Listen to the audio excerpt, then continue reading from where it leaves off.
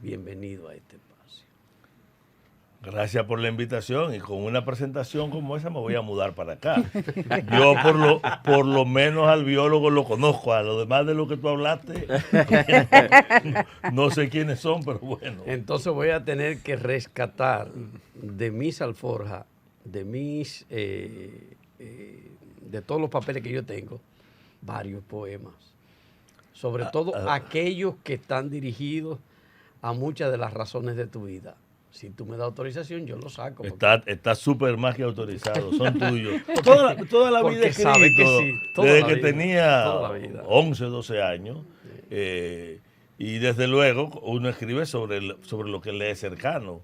Y el tema de la naturaleza, de la vida, del ambiente, es un tema que me toca. Y era necesario que tocara mi poesía. Pero yo no me pretendo poeta, soy un aficionado a escribir, lo he hecho siempre. Y gracias por la valoración tuya. Yo conocí al biólogo y al científico.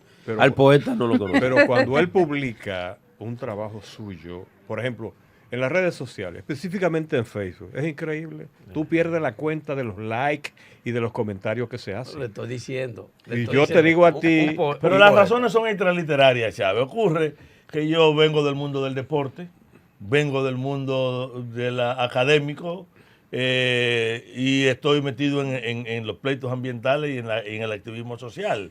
Y desde luego, cuando tú tienes un perfil tan amplio y escribes algo, todo el mundo, sirva o no sirva, te lo alaba, porque hay una indulgencia. Tú me estás descalificando a mí como crítico. No, al contrario. Que dice y reconoce que tú eres un excelente escritor de poemas. Sí, ¿por qué no hablamos de medio ambiente? ¿Qué les parece? Pero de poesía también se puede hablar contigo. Tú aceptas y me consta. un té, por casualidad. Yo acepto un té, sí. Entonces viene bajando té para Luis Carvajal. Poesía con té, eso es con vino. Hay dos cosas sobre el tapete muy fuerte, pero antes de entrar en ella, una tiene que ver con Valle Nuevo y algunas cosas que han sucedido ahí, y otra tiene que ver con las generadoras eléctricas. Dentro de esa situación de las generadoras eléctricas, el tema de las barcazas que han fondeado en el Osama. Pero antes de eso, ¿cuál es tu visión en este momento de la situación medioambiental de la República Dominicana? Mira, las dos preguntas tuyas y la última están tan amarradas que es imposible desligar a Valle Nuevo de la situación crítica del agua y de la barcaza de todo el desorden territorial que tenemos. Ya mucho antes incluso de tener ley ambiental, con Chávez reclamábamos una ley de ordenamiento territorial. El problema ambiental de la República Dominicana es muy grave porque las políticas enunciadas y anunciadas por los gobiernos y las que de hecho estaban ocurriendo estaban muy divorciadas.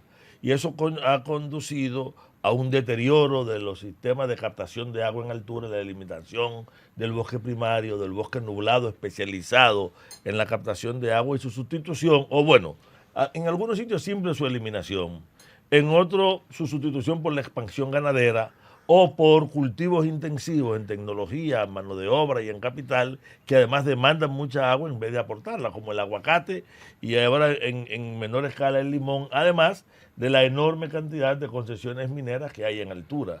Consecuentemente, aunque nosotros hemos planteado que el eje del ordenamiento de la sociedad dominicana es el agua y que el agua es el bien principal a tutelar desde los marcos legales ambientales, en realidad decimos una cosa sobre el agua, pero lo que va ocurriendo en el territorio contradice todos los días lo que se dice, gobierno tras gobierno. Cada uno ha sido la otra cara del otro, pero cuando uno va a la otra cara descubre que la moneda tiene una sola cara, ni siquiera tiene canto. Y es una cara que subyuga al interés inmediato, a la capacidad de maniobra política o al poder económico, social o a la capacidad de cabildeo, el manejo del territorio. Ahora mismo, por ejemplo, tenemos nueva siembra de aguacate en el Bauruco Oriental. Lo denunciamos con el gobierno pasado, lo denunciamos con este. Hemos tenido que cada ministro de Medio Ambiente ha anunciado que va a acabar con ello y que tiene un programa. ¿No se ha limitado? No solamente no se ha limitado, no se sigue expandiendo. Y se sigue expandiendo con un milagro. en un momento dado, quienes empezaron a ocupar allí estaban vinculados al partido en el poder. El partido sale del poder y ellos están vinculados al partido en el poder. Sale un grupo del poder y ellos quedan vinculados al grupo que está en el poder y vuelve y se da un cambio reciente. Por eso son los Y de verdaderos repente pulpos. ellos Los verdaderos pulpos son esos. bueno, yo no sé qué son, pero yo quizá tienen una capacidad para mimetizarse enorme. Quizás yo le llamaría camaleón, y si correspondería hacer una investigación sobre esta gente que tienen esta presión, van sobre áreas protegidas, no es porque tengan mayor capacidad productiva, es porque son públicas y se la pueden coger. Van sobre zonas de alta montaña porque allí la humedad entra sola. Claro, al final ellos terminan empobreciendo todos los ecosistemas. Y esta siembra de aguacate en la zona de captación de agua limita la siembra de aguacate en otra parte del territorio. Otra siembra limita el agua y limita, por ejemplo, hablemos del Bauruco occidental. Y estamos hablando del agua del río Mulito, del río Pedernales. Ese es el agua para el desarrollo turístico previsto para esa zona, que es escasa. Ese es el agua para... Mi río favorito de Pedernales, el Mulito. El Mulito. Tiene más charcos que da más agua. Bueno, y tiene un salto precioso, ¿verdad? Ahí, en Lo Negro, prácticamente en la misma frontera. Pero ese río, que si Chávez lo conoció caudaloso, ahora se te hace intermitente en una época del año. Y es un río pobre y ya no es el río que puede alimentar la esperanza de desarrollo. Por eso yo me río cuando oigo hablando de todas las macroinversiones que van para allí y cuando reconocen en los diversos informes que en realidad están limitados por el agua. Y cuando nosotros dijimos tengan cuidado que ustedes están hablando plepla porque están hablando de un dimensionamiento de inversión que no se corresponde con la disponibilidad de agua, primero nos mandan a callar porque ellos tienen un estudio. Tú dices, sí, pero nosotros podemos sacar agua del mar y desalinizarla, lo cual implica una admisión de este limitante. Pero yo te quiero colocar... Porque las dos preguntas, tú me preguntas sobre la situación general y yo te empiezo a hablar del agua, pero cuando te hablo del agua te estoy hablando de la foresta, te estoy hablando de que los bosques de galería no existen. El bosque ribereño en las cuencas medias y bajas no está y eso es lo más grave y es lo más barato de solucionar. ¿Sabe por qué los gobiernos no lo han solucionado? Chávez sabe, porque Chávez sabe cómo operan los gobiernos, porque sale barato. Oiga, no lo han solucionado porque sale barato. No, a los gobiernos no les interesan las soluciones baratas. A ninguno tú te ríes. O sea, no es porque sea caro, es porque sale barato. No, bueno, porque sale barato. Porque además hay que hacer tan poco como simplemente quitarle la presión al río. Pero nosotros seguimos, óyeme, ya mucho antes de tener ley ambiental, Chávez sabe que estábamos peleando contra la Grancera porque tú eras parte de ese movimiento. Claro. En esta mesa hay una persona que nos acompañó, que nos grabó una vez un anuncio con su voz. No sé si tú quizás ni te acuerdas de eso. Pues yo tengo un anuncio suyo peleando contra la Grancera y convocando a una manifestación que hicimos contra la Grancera en el Nizao. No había ley ambiental. Activista social en ese tiempo, ¿verdad? Siempre lo ha sido. Si él está aquí, él será un periodista infiltrado. Pero Chávez para mí es un activista social y lo valoro por eso. Es lo mejor que tiene. Don Luis, pero respecto a Pedernales, social que lo enfrentamos. Sobre el río Pedernales que usted hablaba, salió hace poco, me parece que fue un listín diario, que decía que Pedernales tiene agua para los proyectos que se han anunciado, pero poca. Mire, si usted lee bien ese trabajo, que lo escribió Marvin del City, yo lo leí muy bien, además de que conozco muy bien la situación. Si usted lo lee sin las grandes palabras, sino el texto. El título, si usted se va más allá del título y ve que al final te está planteando que ellos van, sin embargo, tienen un proyecto para desalinizar el agua. Y que no tienen la seguridad de la capacidad de recarga.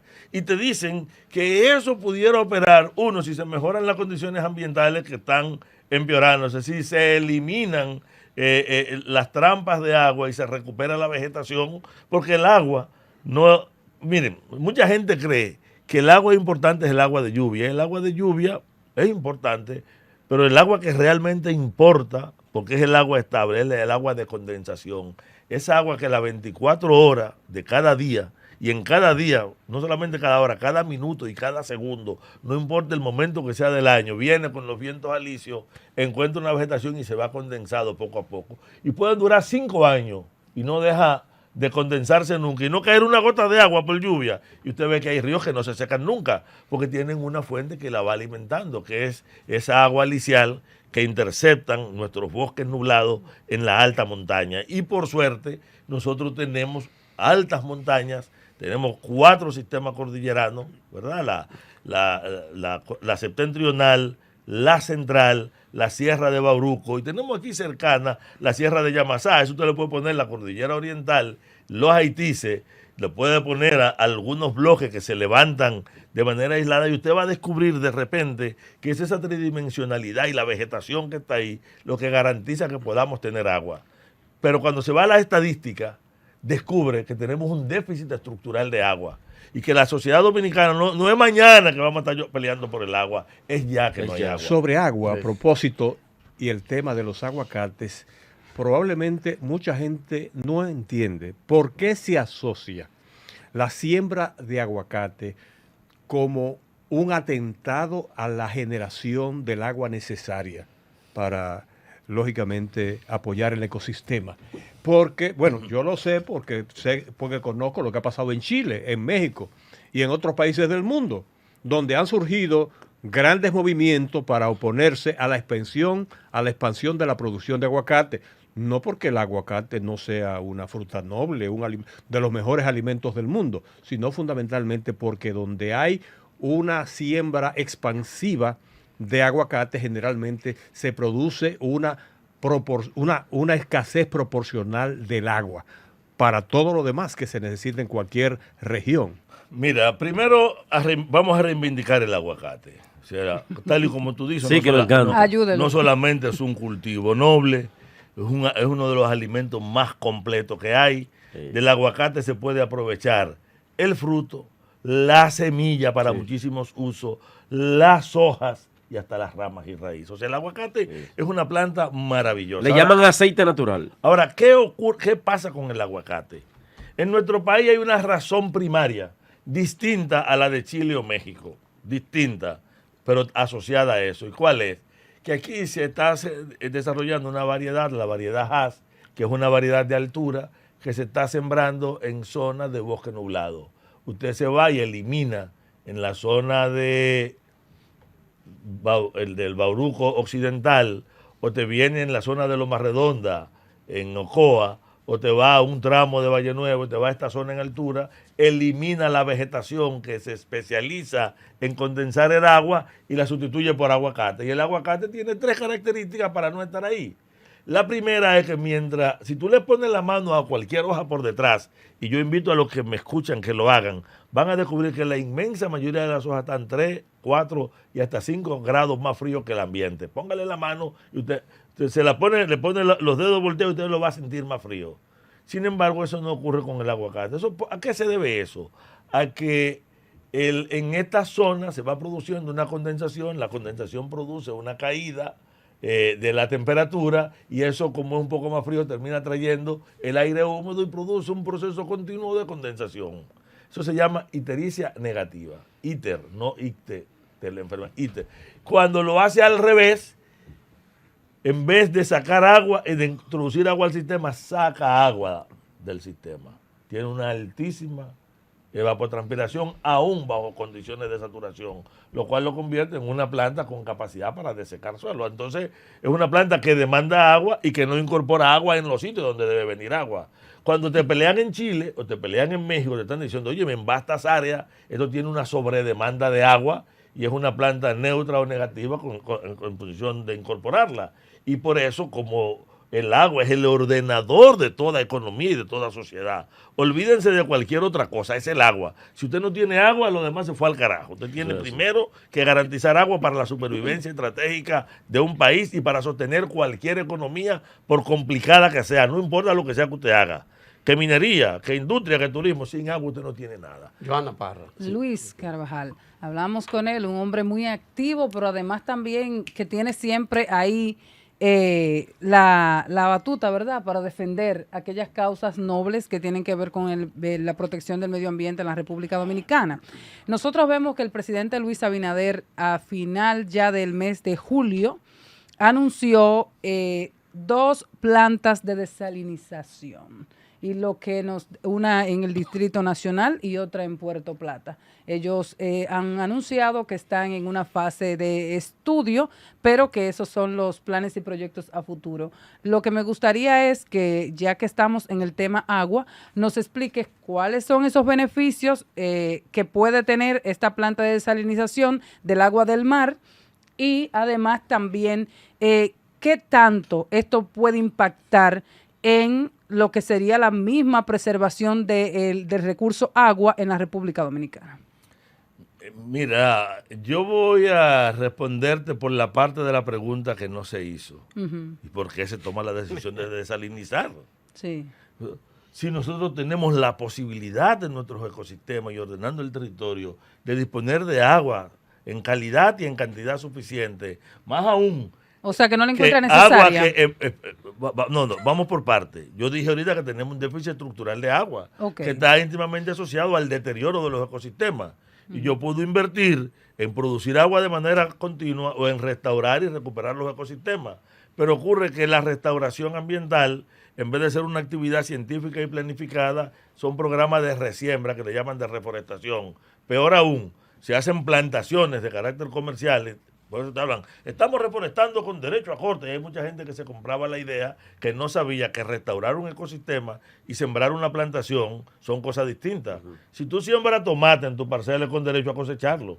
Si tú siembras árboles en una plantación es con derecho a cosecharlo. Pero tú no puedes restaurar ecosistemas con derecho a cosecharlo, porque el papel del ecosistema es brindar servicios ambientales. Y ustedes se ríen ahora porque cuando yo lo explico aquí puede ser fácil de comprender. Pero aunque parezca mentira, tanto en las políticas como en los discursos, como en el manejo permanente y continuo, la gente ha creído lo contrario. Es tanto así que en la reunión que tuvimos hace apenas 4 días con el ministro de Medio Ambiente, de todo el movimiento ambiental, uno de los participantes que representa a una ONG, me voy a reservar el nombre, se paró y dijo que uno de los problemas que tenían era que el medio ambiente le estaba poniendo dificultad para que los campesinos que iban sembrando en los programas de reforestación que pudieran cosechar. Y digo, pues si eran programas de reforestación, de restauración ambiental, eso es para restaurar el ambiente. Ahora, si ellos estaban sembrando en su parcela, entonces si era en su parcela, alguien dijo mentira, porque en tu parcela tú no reforestas, tú plantas. Entonces, una cosa es que tú puedas tener criterios claros. Esta falta de criterios ha llevado a que la enorme inversión que ha hecho el Estado en muchos sitios ha sido peor. Por ejemplo, hay lugares donde se ha hecho más daño sembrando que tumbando. Les pongo un ejemplo, el entorno de Loma Quitepuela, el entorno de San Francisco Macorís. Tú tienes muchísima acacia mangium, que todos los ecologistas decimos que hay que hacer brigada para ir a eliminarla de ahí. Porque ese sitio lo que había era que quitarle presión y permitir la reforestación natural. Para producción de madera, ¿no? Materia prima. Sí, pero no importa. O sea, pero si tú lo que querías es recuperar el ambiente y lo estás haciendo si es en terreno público, tú no vas a sembrar para derecho a corte, porque no es verdad que el terreno público es un terreno para el maroteo. Claro. Y si es en finca privada, probablemente habían habido cultivos mucho más importantes ambientalmente y mucho más rentables. Lo que pasa era que era muy fácil llevar brigada a sembrar en finca ajena sin criterio y sin pensar en el largo plazo, que tu objetivo era estabilizar un clima, era producir un ciclo de agua, era garantizar el flujo de la productividad agrícola de los terrenos más abajo. Por eso, cuando se te habla de desalinizar, sí, tú estás admitiendo un fracaso de las políticas ambientales, más allá de cualquier anuncio que haga cualquier político. Incluso cuando tú apuestas para esto, para soportar los proyectos, tú estás admitiendo además que has mentido tú o tu equipo hidrológico cuando le has dicho al país que tiene agua suficiente para. Mira, el río Sama que estamos peleando, sí, que es un río, te lo voy a decir con palabras de Manuel del Cabral, tan puro que da trabajo mirarlo en su naciente, aunque nosotros lo conocemos sucio aquí, debe ser la garantía del agua estratégica para el Gran Santo Domingo, que nos puede dar no solamente los 6 metros cúbicos que estamos trayendo de Valdesia, puede generar mucho más estable, pero tú demandas una política territorial que se inicia con lo que hizo Abinader. Abinader positivamente declaró Parque Nacional a Loma Siete Picos, porque es la zona de producción de agua para esta zona.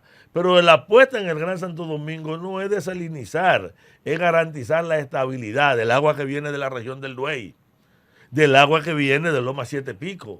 Probablemente quitarle peso al agua que viene desde Valle Nuevo, desde Valdesia y pasar a un agua que pertenezca a esta cuenca, estabilizando esta cuenca. Pero yo demando una política territorial acorde con un plan de ordenamiento territorial que persiga esto. Pues ¿sabe lo que está pasando? Estamos discutiendo una ley de ordenamiento territorial que debe tener como eje el agua. Y esa ley de ordenamiento que tiene todos los años del mundo discutiéndose, cada vez que llega a los políticos, quizás ustedes no me lo crean, la misma ley del agua. En el Congreso hay muchos políticos que no saben lo que tienen en la mano y están haciendo unos tollos con estas leyes y creen de repente que son héroes cuando empiezan a discutir pequeñas parcelas, que es una ley estratégica de nación como esta. Oye, muy bien, esa ley es más importante que el himno y la bandera para preservar el espíritu de esta patria, porque es la ley que te va a garantizar la territorialidad. Claro. Es la ley de la territorialidad, es la ley que te dice cómo tú... Nosotros no podemos seguir dejando que en Licey al medio te sigan construyendo en suelo categoría 1, cuando el mundo entero está gastando lo que sea para ganar suelo. Nosotros estamos invirtiendo en dañar suelo. Y el gobierno no se mete en eso porque eso es una cuestión privada. Todas las cuencas hidrográficas alta y media están bajo concesiones mineras. Don Luis. No hay un solo río que no esté bajo una concesión Don Luis, minera. A propósito de eso, de construcción, en el caso de las dunas de Baní, hay una denuncia gravísima ya desde hace meses de construcciones que se están haciendo. Hay quienes van y miden y dicen, ahí yo voy a construir lo que quiero. ¿En qué está eso? Dos correcciones, no hace meses. Hace años, una corrección no hace años, hace décadas. Lo de las dunas de Baní ya lo denunciaron Felicervio Ducudré y Marcano, aquellos trabajos famosísimos que creo que marcaron el periodismo ambiental de República Dominicana. Y es un proceso que ha continuado, y ha continuado, como te dije ahorita, porque hay gente con poder económico y político, porque hay gente que tiene una capacidad militar, porque hay guardias que están metidos. Claro. O sea, óyeme, a mí es que yo he ido tantas veces a la duna de Baní, cada vez que venimos hacemos un informe, hacemos denuncia, ubicamos con GPS dónde está quién, lo mencionamos por su nombre, los ministros te hacen un bulto.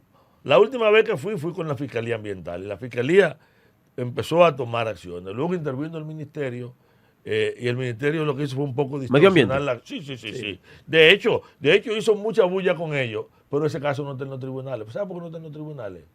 La gente, porque los casos se dañan. Si yo manejo mal el procedimiento, yo estoy ayudando en lo que puede parecer una obra de mucha fuerza, pasa mucho en la justicia. Al delincuente. Y eso que pasa a veces con la droga, pasa también con los delitos ambientales. Entonces, mira, ¿cómo se hace un delito ambiental de este tipo? Te voy a poner un caso. Ninguna ciudad del mundo te construye una planta en un lugar donde las chimeneas vayan a impactar directamente poblaciones. Mucho menos lo va a poner en el cañón de un río, como el río Sama, próximo a su desembocadura.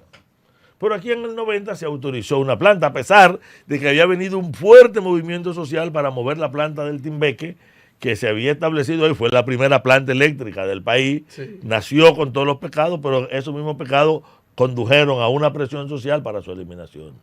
Se establece la planta y dado el mismo hecho que se analizó en ese momento de su impertinencia, se establece que está ahí de manera provisional. Una provisionalidad que podía ir de meses a un horizonte de 1 año o 2 años. Hace 32 años de eso. Estamos hablando del 90 a 32 años. Este asunto sigue y cada vez hay una presión permanente. Mucha gente cree que es ahora. No es verdad que sea ahora. Ahora explotó. Ahora entró en una nueva fase. ¿Por qué? Porque cuando en el 2017 Domínguez Brito le da un plazo para salir, porque ya ellos habían tenido plazo antes, y es verdad que cada vez habían buscado una forma de salir, le da un plazo, próximo a cumplirse ese plazo se da el cambio de ministro y viene Ángel Esteve. Y nosotros decimos, bueno, Ángel Esteve le dio una autorización. Ellos publicaron hace 2 días una noticia en la que dicen que Ángel Esteve le cambió la categoría de A a B. Para explicarlo, porque yo sé que la gente no sabe lo que es eso. Los proyectos se categorizan por su impacto. A, B, C, D, etcétera, etcétera. Y de hecho, la categoría puede cambiar con algún cambio de escala del proyecto. Por ejemplo, si tú tienes un proyecto de eliminación forestal y tú estás hablando de que va a eliminar 300 tareas y después dice que no, que tú lo bajaste, que son 10, probablemente eso te cambie la escala. Pero la generación termoeléctrica es categoría A, independientemente de la escala. Y solo puede ser B si es menos de 5 megavatios, a partir de una fuente alternativa. Por lo tanto, por el daño que hace. Por lo tanto, no había la posibilidad de que una planta que elevó de 100 y tanto a 150 la capacidad de generación independientemente, porque la nueva planta es menos contaminante que la anterior. Pero la ley te dice que es categoría A y la categoría A están obligados a cumplir totalmente los estudios de impacto ambiental. Categoría B, tú le podías pedir lo que se llama una declaración ambiental, que simplemente una descripción de los impactos no requiere el estudio de impacto ambiental profundo. Eso se hizo para evadirlo. Y teóricamente sin evaluarla, porque no tiene la evaluación, se le da a una planta que no ha llegado, que no ha evaluado, supuestamente un permiso por 5 años, lo escriben ellos. Aunque eso no es la realidad de lo que está después en los papeles, porque cuando Orlando Jorge Mera, que se Luis, encuentra ahí en ese punto que usted dice, entonces, sí. ¿estarían vencidos esos permisos de operación a pesar de que ellos dicen que ellos los recategorizaron? No están vencidos. No están vencidos. Nunca fueron válidos.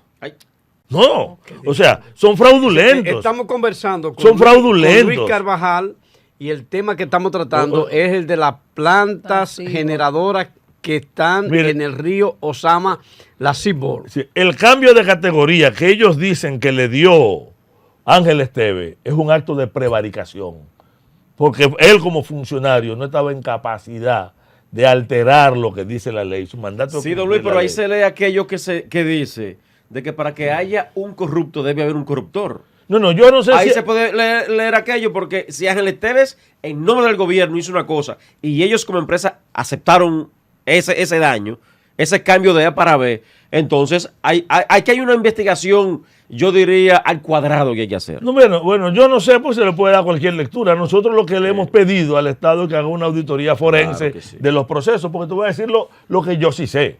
Yo sí sé que ellos no pasaron el proceso que deben cubrir al interior del ministerio. No lo pasaron, o sea, eso no fue a los equipos de validación, no tuvo la consulta pública, no lo tuvieron, no hicieron lo que tenían que hacer. Y si no lo hicieron, es ilegal. Y eso es independiente, dice esa planta, lo que le anda, agua bendita, papeleta de 100 pesos o proteína. Sí. Pero, ¿estamos de acuerdo? Esa es la parte, esa es la parte de la legalidad, Luis. Y ahora, ¿cuál es el impacto que nosotros tenemos, pero además, como esto no es una planta que está puesta o instalada, por ejemplo, hace pocos meses, sino por el tiempo que tiene muchos ya años, de instalación, ¿cuál es el impacto que nosotros podemos decir que vamos teniendo en el tiempo de estas operaciones de la planta Seaboard, que está exactamente en la ribera del río Osama, ahí en lo que se conoce popularmente como Avenida Casi del Puerto? Mira, empecemos por lo siguiente. Cualquier planta, incluso la que use el combustible menos contaminante, siempre te genera una contaminación que es de manera continua y persistente, que va a depender, y ellos ponen ahí mismo, por ejemplo, cómo durante un buen tiempo utilizaron un combustible que liberaba por encima de 1.200 microgramos por metro cúbico de partículas. Lo reconocen ellos, para decirte que las de ahora están por debajo de las normas. No sé quién las ha medido, pero si ellos las midieron, perfecto. Pero el problema importante en términos ambientales no es la norma de emisión, porque no es lo mismo emitir una cantidad de gas, por ejemplo, en un lugar despoblado, que emitir esa cantidad de gas en el centro de poblaciones. Sí. Claro. ¿Por qué? Porque aún tú puedes estar por debajo de tu norma de emisión. Lo que le importa a la salud y al medio ambiente es el nivel de inmisión. Mientras emisión es lo que sale de una planta, inmisión es lo que hace contacto con la gente, con la biota, con el ecosistema en sentido general. Y la inmisión puede ser de 5 tipos, pero a mí me interesan 2. Puede haber una que tenga un valor tan alto que crea un problema, pero puede haber una que tenga un valor bajo, pero que es de manera continua, permanente y persistente, y que por lo tanto tiene un efecto acumulativo, y esto es lo que ocurre con este tipo de plantas. Luis, en su momento tú estuviste de acuerdo con el plan RESURE, es decir, el Plan de Acción Coordinada Interinstitucional para la Reestructuración Social, Económica, Urbana y Ecológica de los Barrios Marginados, que bordean los ríos Osama e Isabela de la ciudad de Santo Domingo. Mira, cuando se diseñó ese plan que venía ya de unas discusiones muy viejas, era imposible no estar de acuerdo con la necesidad de abordarlo. Ocurre que este fue un plan veamos cómo estaba, multimodular. O sea, tú tenías, por ejemplo, una serie de intervenciones sobre una serie de cañadas concentradas e incorporando lo que podía pasar en el barrio. Tú tenías la construcción, creo que eran 17 escaleras para las vías de acceso. Tú tenías un plan para la colocación de las estaciones intermedias para el movimiento de la basura y tenía un plan de recuperación parcial del bosque ribereño con un problema serio. Se había discutido mucho si se podía hacer una vía perimetral para poder separar a la población de... Eso implicaba no solamente una enorme movilización humana que estaba por encima de la capacidad presupuestaria de quienes habían previsto el plan, pero iba además a tocar las 7 manantiales de agua, que mucha gente se sorprende de que en medio de tanta sociedad tenemos manantiales de agua de primerísima calidad, que además es un abasto importante para una parte de la población y que una intervención física de este tipo, en vez de garantizar su estabilización, podía... Entonces, ¿qué problema tuvo este como otros planes? Que la magnitud, el alcance y el presupuesto demandaban, primero, que obedecieran a políticas reales centrales de Estado, no a políticas enunciadas, porque en un momento dado había un factor externo que tenía financiamiento para el proyecto y que lo quería empujar, porque un proyecto de esa magnitud no se maneja con dinero de la cooperación internacional, aunque fue ayude. parte del proyecto del metro. Yo lo sé, claro. No, vino el proyecto del metro y venía, yo recuerdo que cuando se discutió nosotros dijimos, miren, el metro lo podrán construir, pero la avenida perimetral no hay forma de hacerla en el esquema que se tiene. Y de hecho el plan, que en el papel era muy bonito, chocaba con 3 realidades. Mover gente implica que tú empiezas por la alternativa. Es lo mismo, tú no puedes diseñar una casa si no le va a poner inodoro. Como tú no diseñas una ciudad si no sabes dónde va la basura. Igual que la basura no está desalojando, aquí mismo va a ocurrir que este plan iba a chocar con que el problema que quería resolver en un sitio lo iba a multiplicar y a trasladar para otro de manera continua, porque había que frenar la causa que te genera una sobrepoblación alrededor del terreno más barato. ¿Cuál es el terreno más barato? El terreno de más riego, el que está a orilla del río. ¿Pero por qué la gente viene ahí? ¿Porque a la gente le gusta estar en esa condición? No. Es porque es el terreno que está disponible y tú vienes expulsado porque los precios del café y la política cafetalera estaban desalojando a gente desde la montaña. Así porque la falta de política de inversión hacia las cuencas altas y de diversificación de la producción en altura, o sea, la falta de una visión integral del desarrollo que empezara en la gente y tuviera como indicador cómo tú movías la característica de la gente. Ese es el gran problema del proyecto del turismo del sur.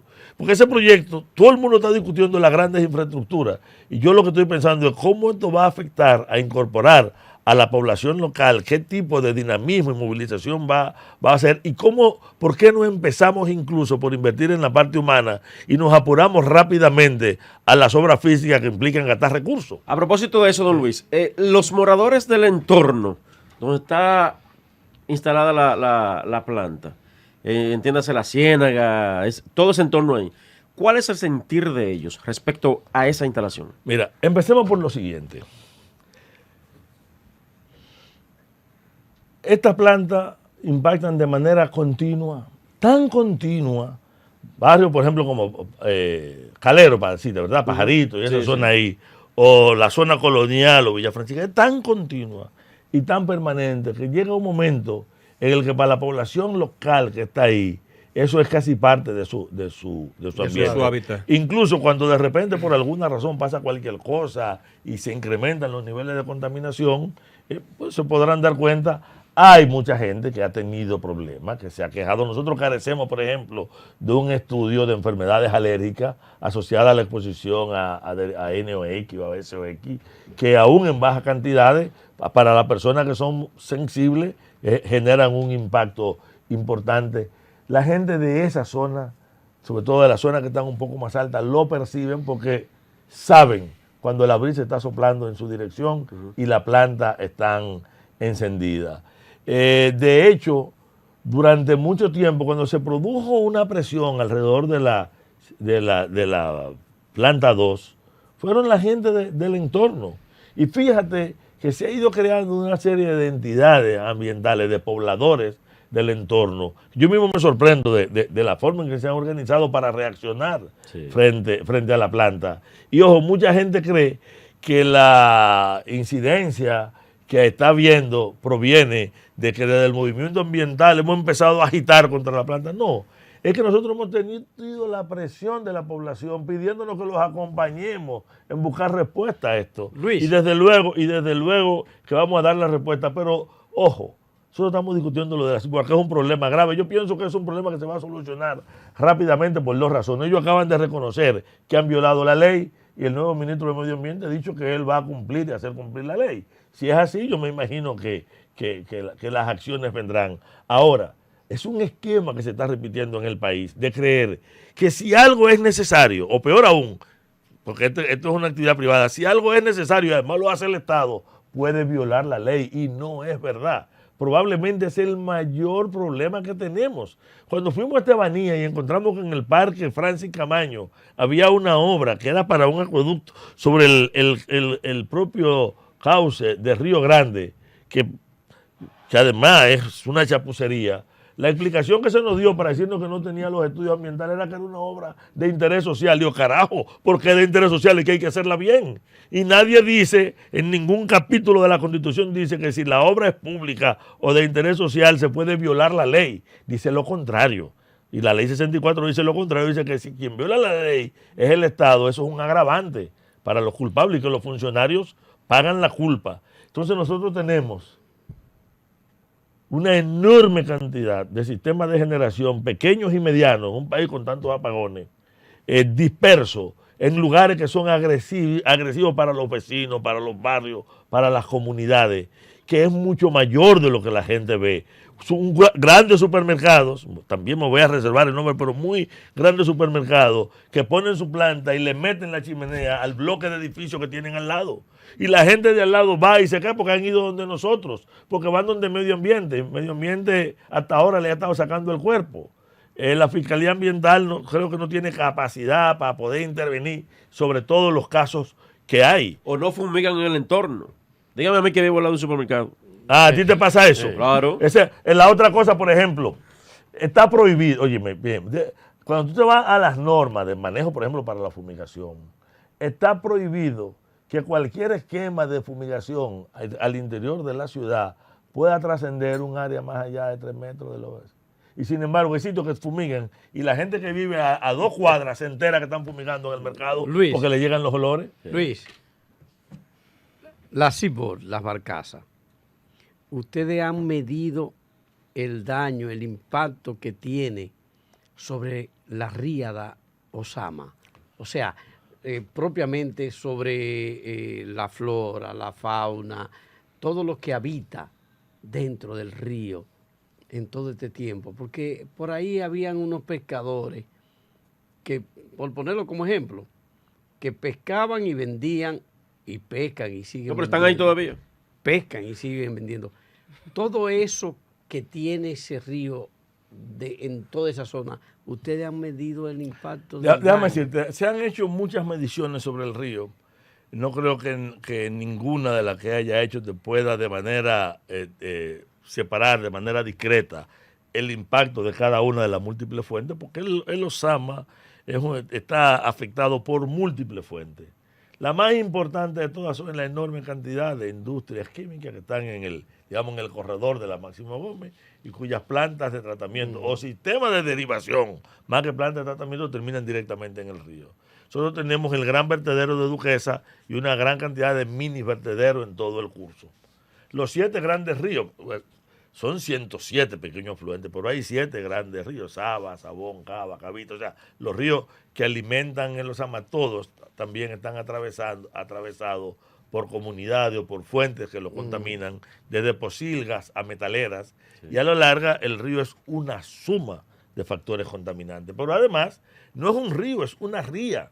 O sea, donde está la planta es una ría. La diferencia entre río y ría es que el río, el agua entra y se intruye en el mar, pero Cuando él es el mar que hace intrusión en el río, por debajo, sí, es ría, o sea, y esa ría llega... Hay un tramo del río en que el agua salada el agua salada, sí, incluso si tú la tomas en superficie, tiene una salinidad, y si la tomas a profundidad es mucho más salina, porque el agua de mar se mete por debajo del agua dulce y puede llegar hasta 12 y 13, pero cuando hay eventos especiales, o viene un ciclón, o incluso cuando sube la marea, esto puede subir a 18 y hasta 35, 37 kilómetros de profundidad, y eso le confiere una serie de características ecológicas muy propias, porque además se crea no solamente un gradiente de salinidad, un gradiente una forma de circular con una pequeña interfase. También tú tienes un gradiente vertical de temperatura.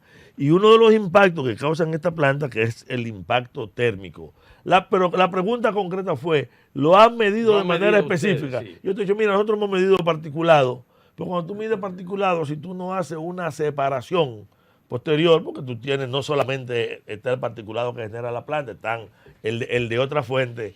Lo que pasa es que no le corresponde ni a la población, y si el sistema, nosotros no tenemos monitoreo, corresponde al que crea el problema, tener un esquema validable de monitoreo, no de automonitoreo, porque tú te puedes monitorear y decir, no, yo medito y muy bien, sino de un monitoreo, de un factor externo. Eso es lo que plantean las normas y las leyes. O sea, y ese factor externo lo confirma el Estado, que tú estás en tal o cual valor. Ojo.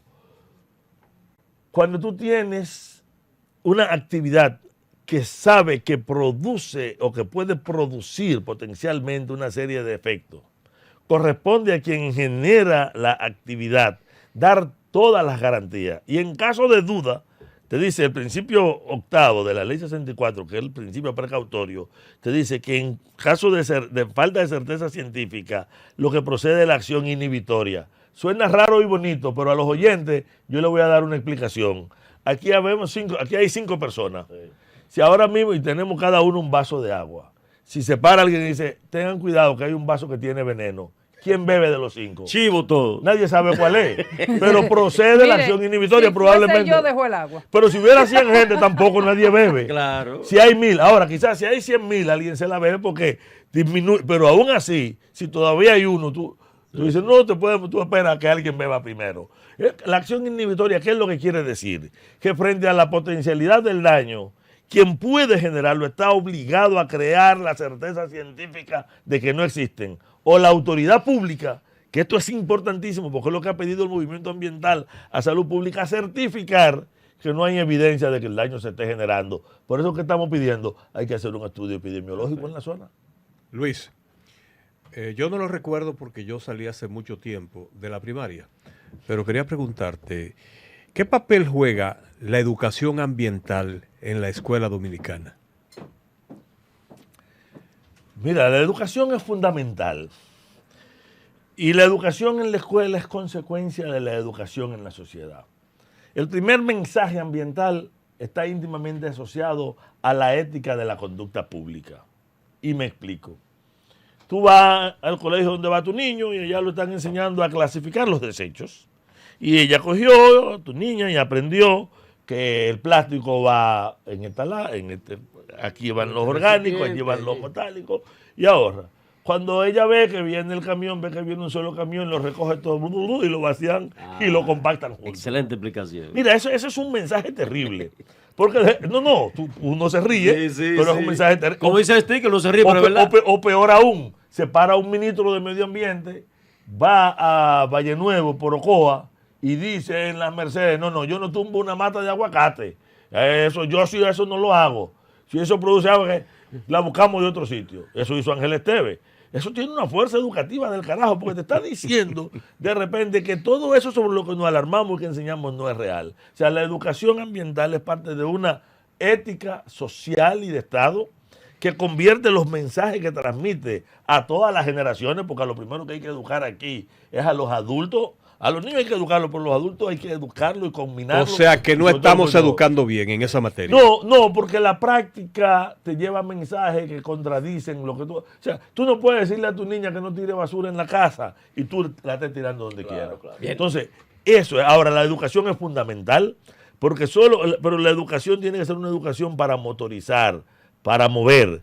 Y como ya veo que me están casi votando de aquí, quiero cerrar con una frase del Papa. Adelante. Cuando el Papa vino a Latinoamérica y los jóvenes le dijeron, ¿qué hacer frente a esta crisis? Él le dijo, hagan líos. Hagan líos. Y algunos le preguntaron, porque tenían, ¿usted no está mandando a la violencia? No, lo estoy mandando a detener la violencia contra la naturaleza. Eso dijo el Papa. Porque de lo contrario, detener la violencia contra la naturaleza. Porque y si para ello tenemos que enredar esta sociedad, que sacudirla, que revertirla, ¿qué es lo que ocurre?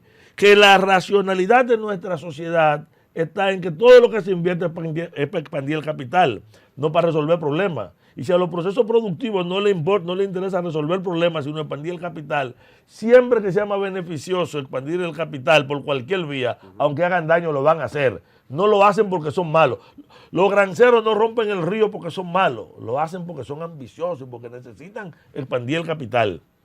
Es a la sociedad que lo tiene que obligar a controlarlo, y para eso están las leyes. Entonces, no es sacarte porque el tiempo se hace corto, sino pedirte que continuemos este diálogo en otras circunstancias y momentos dentro del mismo programa, porque queda mucho por tratar.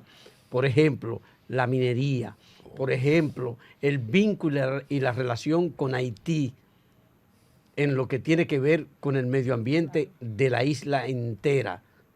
Y, por ejemplo, lo que está pasando en las montañas de Pedernales, Bauruco y Barahona. O lo de la Belfont. Oye, no me puedo ir de aquí. Lo de la Belfont. No me puedo ir de aquí. Que es un crimen. Sin pedirle a Miguel Seara Hatton, que todos ustedes conocen, que su primera misión es detener el crimen de la Belfont. Solo hay que ver lo que están haciendo en el cojollito de esa montaña. No, al lado del naciente del río Nizaíto. Son 9 acueductos. Ponle en el temario de su próxima comparecencia el tema de los ríos como marca de identidad de nuestro país y de nuestra ciudad. Como gracias. Es el Támesis, el Sena. A eso vamos. Pero yo quiero proponer un tema para que me inviten. Vamos a hablar de las propuestas del movimiento ambiental. Entonces, y vamos a invitarme, no solo a mí, a invitar a la Coalición para la Defensa de las Áreas Protegidas, para que veamos que el conjunto de propuestas que tenemos. Entonces, el jueves de la semana que viene, el tema de la minería y la forma de cómo se está trabajando, que por cierto hay 2 mineros que están atrapados ahora en la mina de Maimón. En Cerro Maimón. Entonces, quedamos con esa agenda para la próxima semana.